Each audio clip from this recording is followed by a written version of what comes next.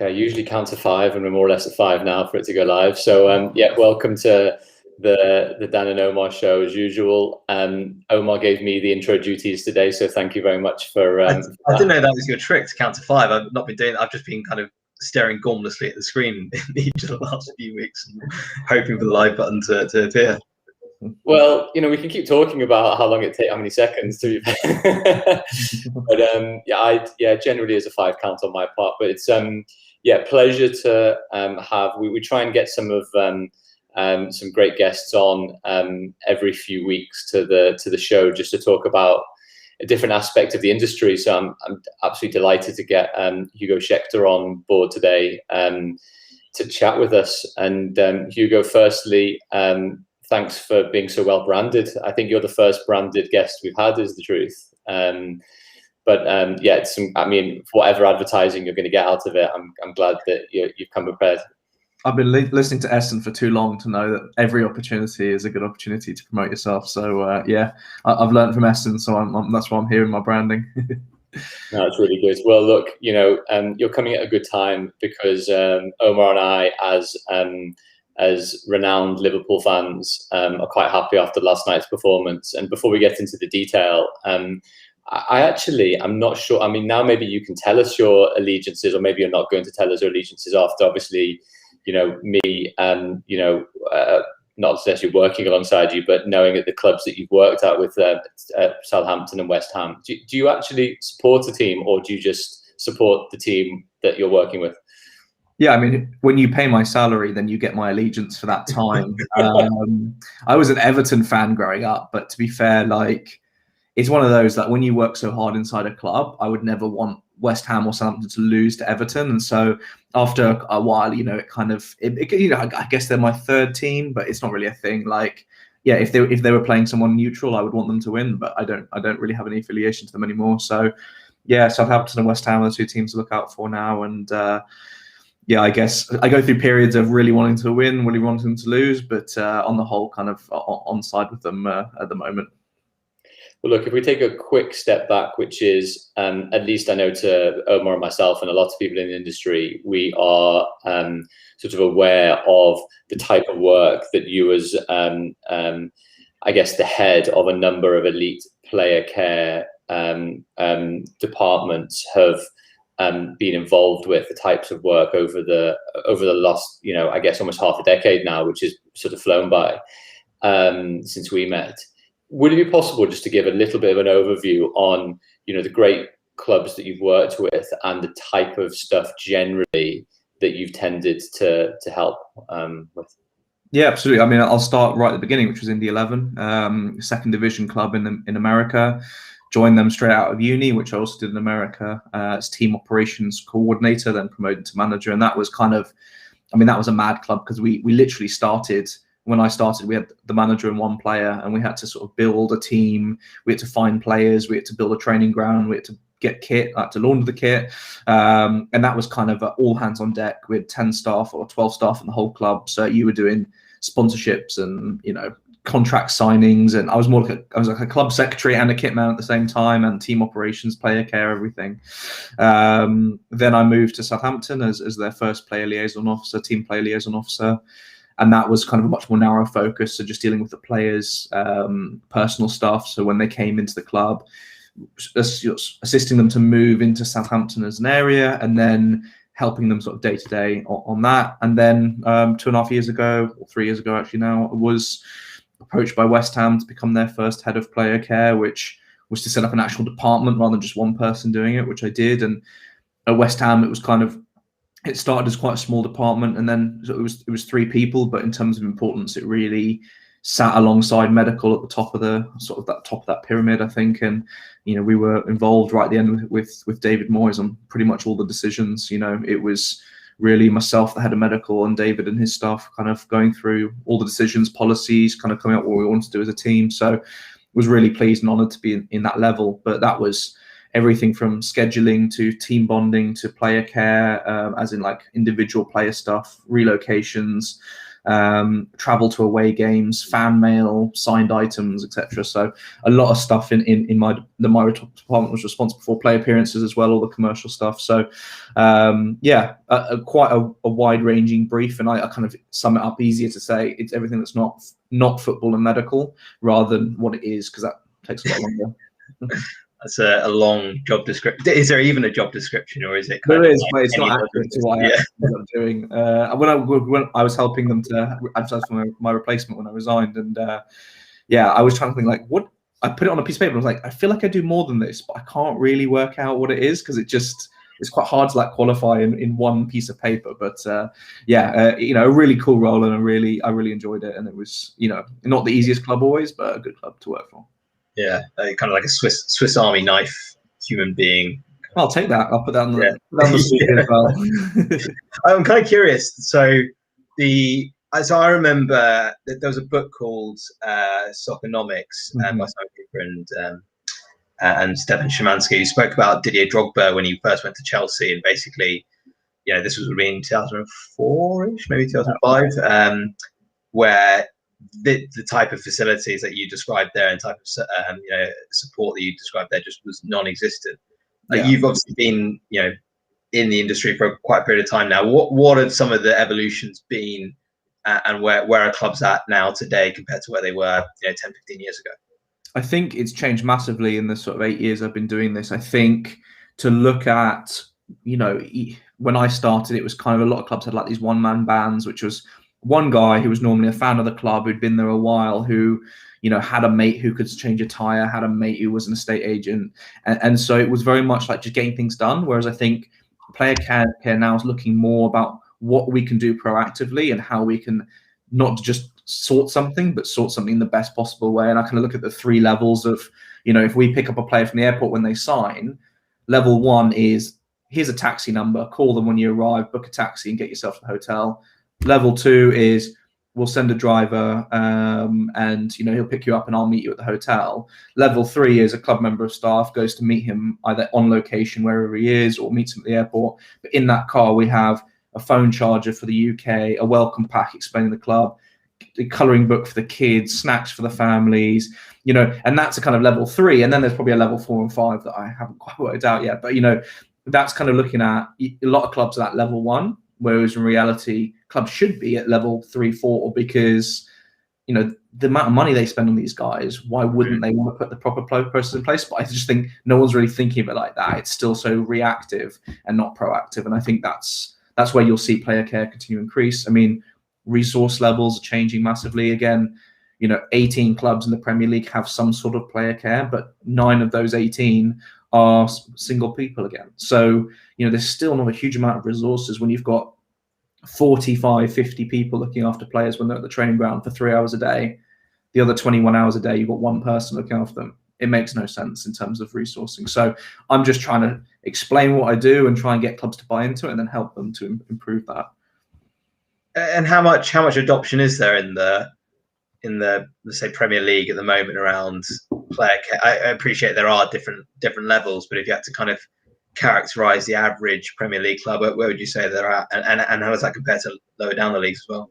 I mean, average club, I think you'd have one person, probably a firefighter, who kind of solves problems as they come up. Good people, absolutely good people, who's not with the resources. I think it leaves clubs very vulnerable if that person goes sick or gets, leaves or whatever. And we found that with Southampton. When I left, it went from having me doing everything to then nobody doing anything for 9 months.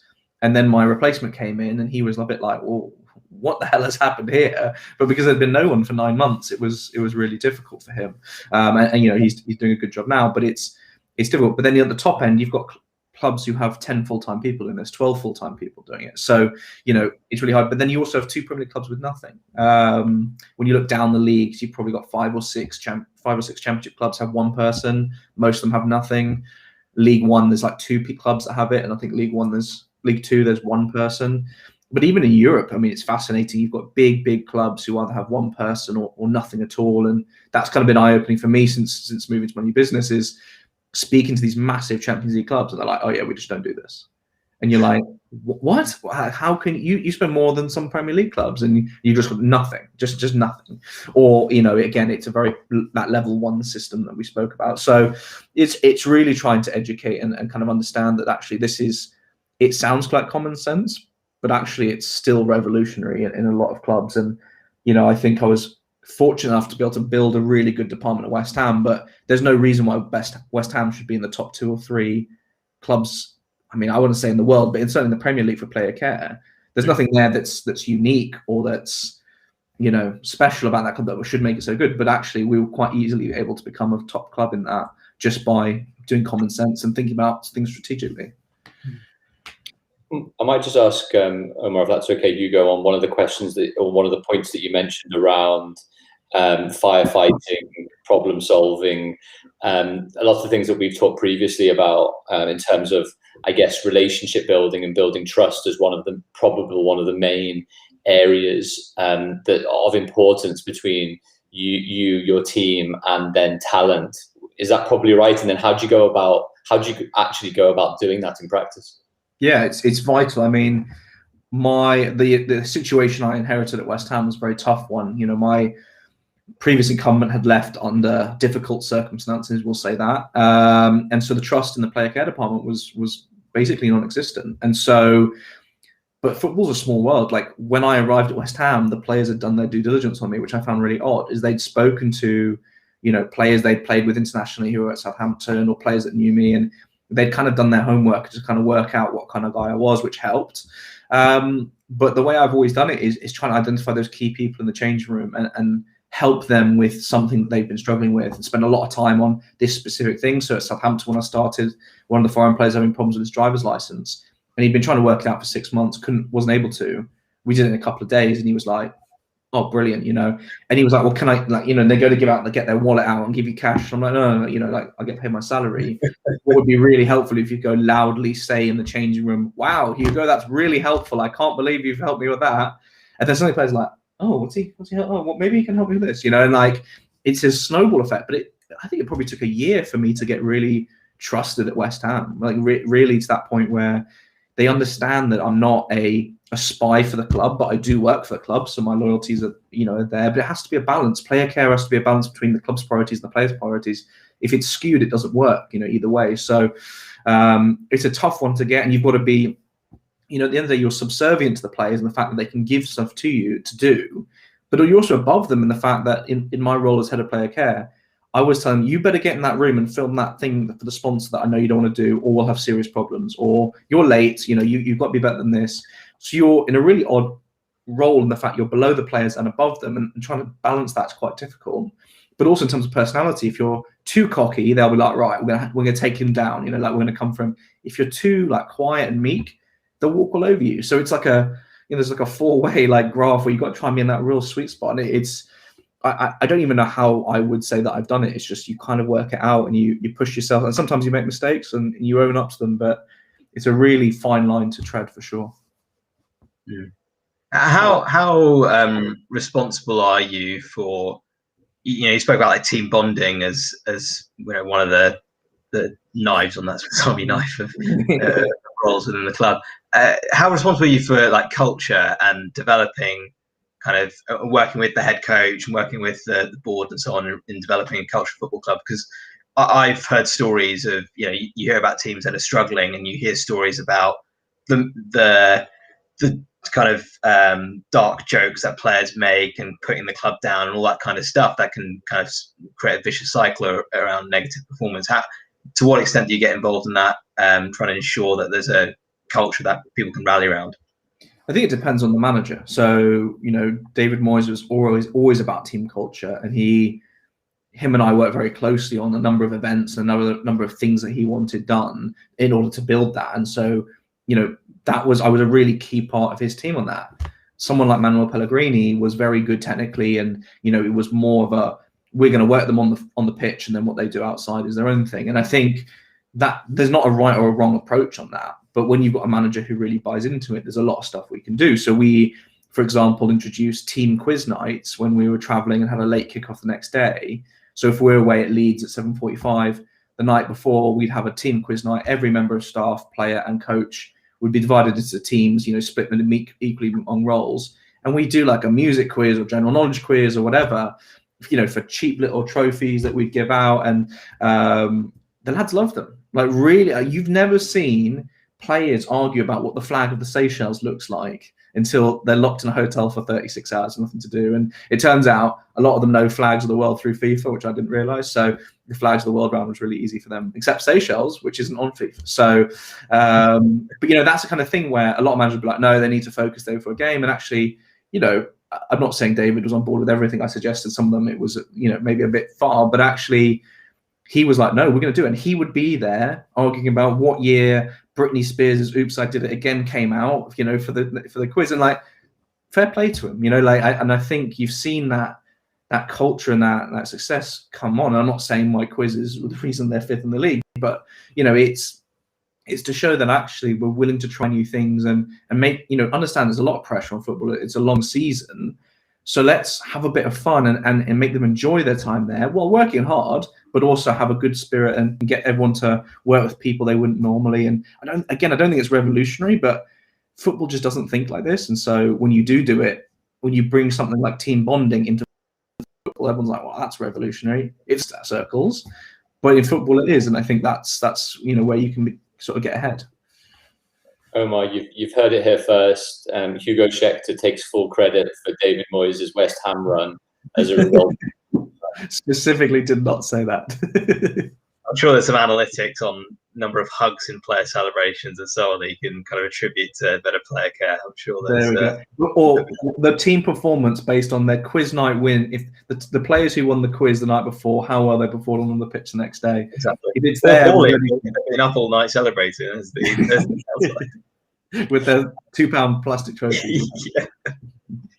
Question for you, because it was just Hugo on that point, sort of mixed into a couple of things. Was I know more than most the amount of hours that it takes to run such a department. It's a proper 24/7 lifestyle. You talked as well about that delicate balance between being almost the master to the players, but the teacher to the players to a degree, and everything in between.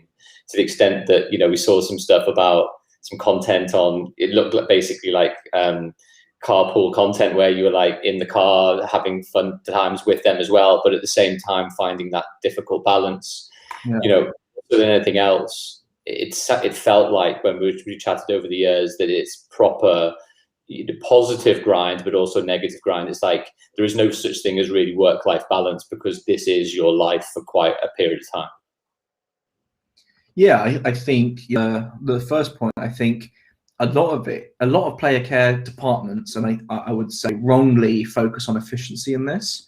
If a player and their wife ask me to get them some new blinds, I can send the guy who installs blinds around the next day and sort them.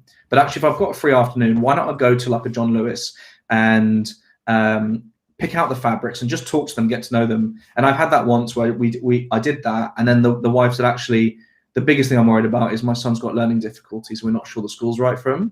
Now, we didn't have that relationship before where she would have called me and said that, but genuinely that was a massive concern. And because we spent 3-4 hours window shopping effectively, that sort of admittance came, and then we were able to fix that problem. Whereas potentially that would never have been done if we got it efficiently sorted. And I've seen clubs where it's all about how quickly you get things done. And actually players aren't about, right, I need that done now. Very rarely. They always say it's now, but actually in reality, they'll forget about it tomorrow. It's about trying to find the right ways to do things. In terms of the grind, yeah, that is full on. I mean, it's 42 weekends a year, Christmas Day, New Year's Day. I mean, I went to every game home and away for pretty much 7 years. I think nearly 400, 500 games. So it's a grind, but actually, like, I enjoyed it. Like, I didn't enjoy every single day, of course, but, you enjoy the variety of it. You enjoy being part of the team. When you're there on the bench at Anfield when you win, which happened in, I think, once. Carling Cups, Carabao Cup semi-final with Southampton. Shane Long's goal at the end. I think that's the only time I won at Anfield. So yeah, but those sort of big wins, the cup finals and stuff, you really enjoy that. And yeah, there were some. If you lose, we lost 4-0 to Oxford in the Carabao Cup at, away, and that's some low points like that. But you know what? It's like it's tough, and like, yeah, I haven't had a work-life balance for 8 years until I started this company, but actually really enjoyed the last 8 years, and really pleased with sort of the opportunities that I've had to be a part of these great clubs. And now you're obviously advising teams. What's the lowest hanging fruit for clubs in player care? It depends on the club, really, because a lot of clubs just kind of say, well, it normally comes when I normally get calls when something's happened and they need a solution right now. And so that's really not what I could do. I'm not a concierge company. So if they call me and say, "Our player hasn't got a house," I'm like, what do you want me to do? Like, it's not easy like that. But what I was then suggest is a full review and everything like that. And that's where they're like, okay, fine. But even just to have someone in place that is responsible for it, even if it's not a full-time person. This is what I'm trying to work on the League One and League Two clubs with, is let's put in a process. Like we've got this new onboarding package we've sent out to League 1 and 2 clubs, which is we'll design you a really good welcome pack so that anyone can send that out. The club secretary can send that out to the players when they arrive. It just gives them some ideas of where to live, with the different areas. Here are some contacts. It just helps them even settle in 10% quicker. It's worth it. And that's not something that a club that needs someone to hire someone. It's just that first step into player care that, we'll build that welcome pack. We know what we're doing. The West Ham one is beautiful. It's 30 pages long, leather bound, with everything. But, we can do something, appropriate for a League 2 club.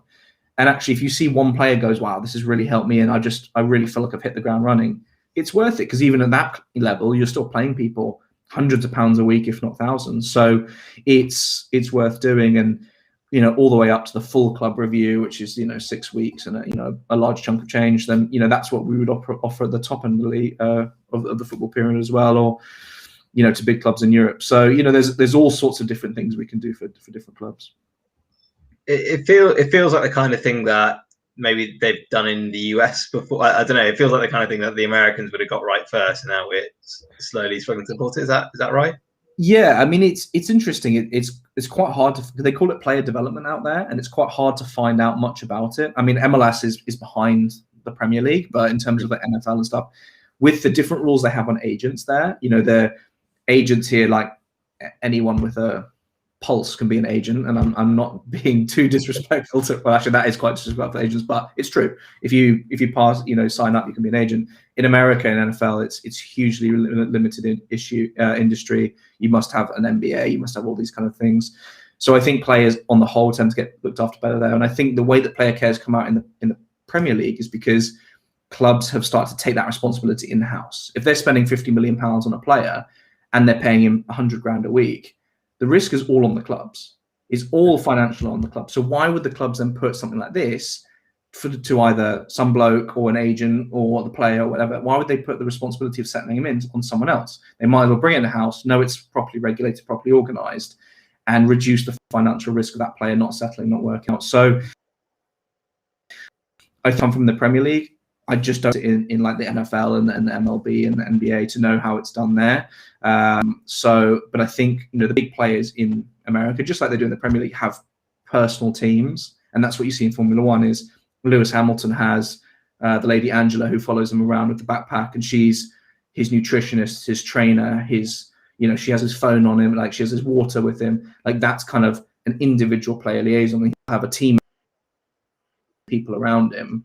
Whereas in the Premier League, you have probably the top of Premier League players will have a PA, but most of them it's on the clubs rather than on the player. Hugo, I was just going to ask a point there, which is, obviously that you're that solutions finder, problem solver. At the same time, the great thing when we were obviously talking about you setting up the player care group and the great work that you're already doing, is that you've got some brilliant testimonials from world-class people that obviously respect the job that you did for them whilst at a variety of clubs.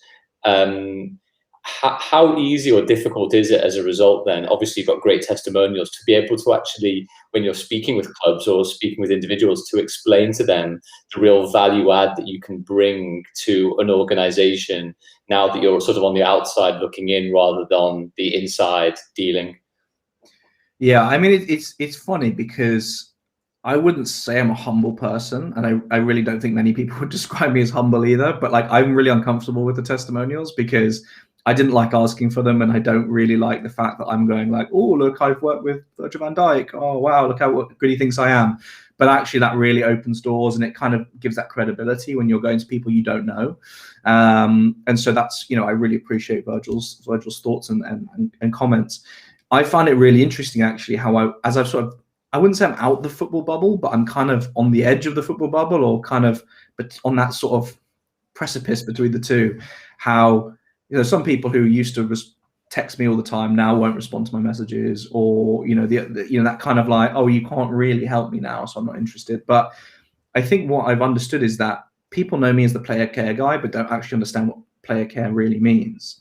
So what I'm trying to do right now is a lot of sort of talking about what actually is player care. How can it be of value to you? Is it just a player's wife wants a handbag and you'll be there at 3 a.m. to pick it up? No, it's not. That's really, and if a player's wife called me at 3 a.m. asking for a handbag, she would hear my honest thoughts. So it's not about that. It's about protecting the club's financial risk, helping bring players together and settle them in, which, is a performance thing. And as soon as you kind of, you do it as a money reduction, a cost saving and a performance benefit, then clubs are interested. But, again, I was trying to sell it when I started as it's the right thing to do. And that's nice, but that's not really often what clubs are looking to do. They're looking to win on the pitch and save money off the pitch. So, or spend more efficiently off the pitch. So by kind of reframing it and understanding that this actually can really help with that, it's been more successful. But it's not easy. It's really not easy because, people who make decisions at football clubs get hundreds of pitches a day,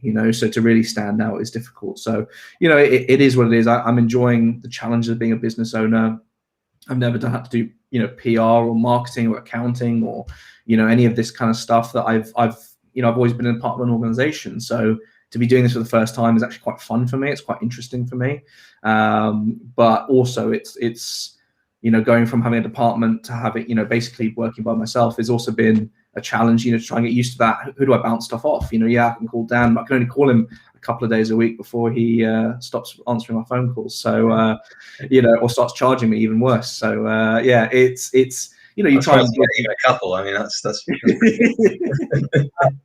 so highly of you, Hugo, and you go and on the show, and No, I'm always appreciative of Dan's advice. But yeah, when from having people you bounce stuff off every day to kind of having to figure out for yourself a little bit more, but it's not challenges that no one's faced before. People have been through this, and so I'm really excited for it. The course has gone really well, which is nice. So hopefully trying to educate that next wave of player care to do it right, because I think a lot of clubs aren't doing it right. So to try and get the people through early before they start into my way of thinking, I think is the right thing to do. And yeah, it's exciting times, really. I was just going to sorry, I was going to say, and then we can end on with Omar's probably much more perceptive question. Tell us just very briefly about that course. So one of the areas obviously is a consultancy, but now you've teamed up to do basically a player care course that you're running that's already sold out, and that you obviously try and do some more of. How, where's it's just another avenue, I guess, as part of the overall service. Yeah, I think I get a lot of messages on LinkedIn, and Dan, I know we've discussed about how we do this before, but I've always tried to respond to every single person and help them. But I think I needed something with more structure where I can actually get experts in. So we've got Miguel Damascio, who's head of Academy Player Care at Sunderland. I don't know anything about Academy Player Care. That's his specialism. So we'll get a really good session with him. Toby French, who does all the careers, help with them. And this is aimed for people who've never worked in player care before. But on the first cohort, we have a 16-year-old and we have a 66-year-old, and that doesn't just sound good. That's actually true. But that's nice to see that people are looking to do player care either at the beginning of their career or at the end of their career, and we're just trying to show them, give them the entry level, the basics. We're talking about hopefully doing some sort of advanced level, which would be for people who already work in player care and want to improve. But there's a lot of different ways to do things. So yeah, we try to keep it really, really small. It's 16 students in the class. Everything's live. There's nothing pre-recorded, and so we're trying to give that really individual feedback, that really one-to-one setup. We did the pilot a couple of weeks ago, and it was we end up just chatting, like you just get into, and Dan, I know when me and you speak, we end up just chatting about random topics and going, and it actually was really nice to talk to these, young kids about what they want to do and their thoughts and why we think this. And I think that's kind of a nice part of the course is how accessible these sort of experts are. So yeah, it's been really good. At some point, I think I'll become a full-time teacher if the interest continues, and we won't even bother with player care because it's much easier. But no, it's been really good to start with for sure.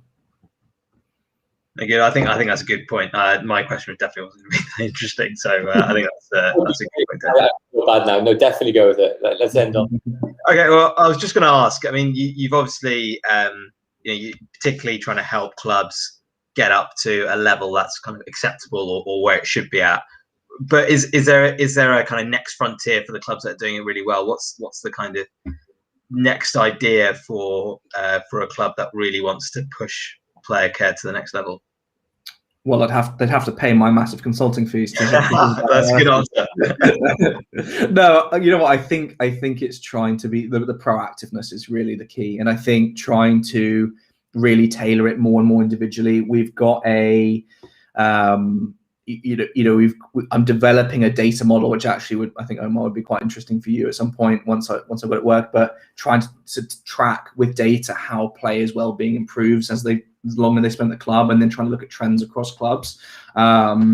I did do a statistics course at university, so I'm kind of slowly working through it. But that's kind of something I'm working on in the background right now to try and actually, because a lot of times it's like, well, what's good player care? Oh, it's when the players are happy. Well, it is and it isn't. So how we can show how much impact the player care department's had on clubs and on players, and from when they started they were here and now they're here, and then trends within the squad, what are players struggling with. So I would say the data part of it is, once I can work that out 100%, that will be the next frontier. But it's being used in Australia in the NRL, which actually is way ahead of any other sport I've seen.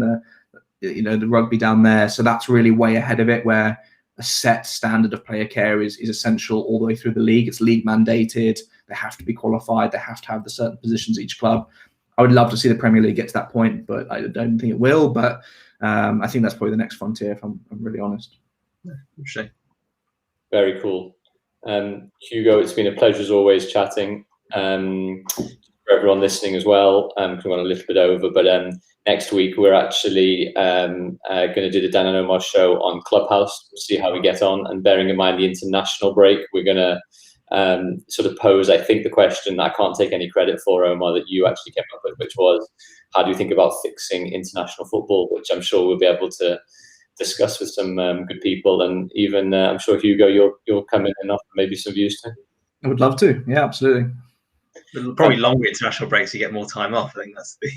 Oh, I love international break. Yeah, more of them. They are, when you work in club football, it's a godsend. And there are staff who work at both club and international, and they can't understand how they do that because they're mad. But yeah, love an international break for sure.